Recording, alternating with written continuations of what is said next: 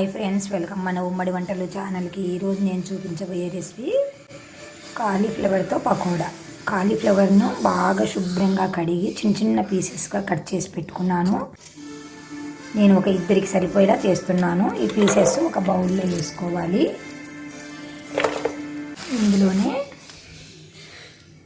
రుచికి సరిపడా సాల్ట్ వేసుకోవాలి, కొద్దిగా వంట సోడా వేసుకోవాలి, కొద్దిగా మిర్చి పౌడర్ వేసుకోవాలి. మీకు కావాలంటే గరం మసాలా కూడా వేసుకోవచ్చు, నేను వద్దనుకుంటున్నాను.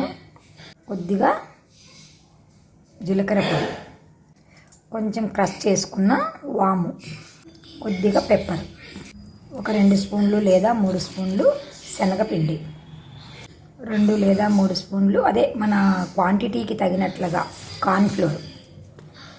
మైదా కూడా వేసుకోవచ్చు, నేను మైదా వద్దని కార్న్ఫ్లోరు శనగపిండి వేసుకుంటున్నాను. అన్నింటిని బాగా ముక్కలకు అంటుకునేట్లుగా కలుపుకోవాలి. కొంచెం కొంచెం వాటర్ వేసుకుంటూ కలుపుకోవాలి. ఇట్లా చేతిలో ఇట్లా ఇట్లా చిలకరించుకుంటూ చూసుకుంటూ వేసుకోవాలి. మీరు కారం పొడి వద్దు అనుకుంటే చిల్లీ ఫ్లేక్స్ కూడా వేసుకోవచ్చు, చాలా బాగుంటుంది. అల్లం వెల్లుల్లి పేస్ట్ కూడా వేసుకోవచ్చు. ఇలాగ బాగా కలుపుకోవాలి. అంతా ముక్కలకంతా ఈ పొడి అంతా అంటుకోవాలి.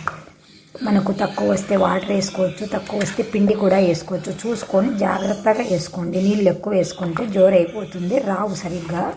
ఓకేనా ఫ్రెండ్స్? ఇలా కలుపుకొని పెట్టుకొని ఒక 5 మినిట్స్ ఇలాగే వదిలేయండి.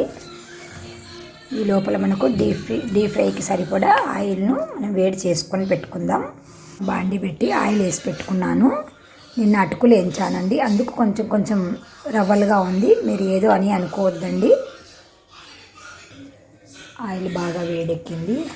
మనం ముందుగా కలిపి పెట్టుకున్నాం కదా, ఇవి తీసుకొని కొంచెం కొంచెం పకోడీలాగా వేసుకోవాలి. ఇలా వేసిన దాన్ని వెంటనే కలపకండి, ఒక 1 మినిట్ ఉన్నాక కలపండి. ఇవి కొంచెం గోల్డెన్ బ్రౌన్ కలర్ వస్తాయి. ఆల్రెడీ మనం మిరప్పొడి వేసాం కదా, కలర్ ఇలాగే ఉంటుంది. వేగాయండి, ఇప్పుడు ప్లేట్లోకి తీసేసుకుంటున్నాను. వీటిని ఇలాగే ఒట్టివైనా తినొచ్చును, లేదా టమాటా కెచప్తో కూడా తినొచ్చును. వారి వారి ఇష్టం అండి. మీరు కూడా తప్పకుండా ట్రై చేసి మీకు ఎలా వచ్చిందో మాకు కామెంట్ రూపంలో తెలియజేయండి ఫ్రెండ్స్. By bye friends.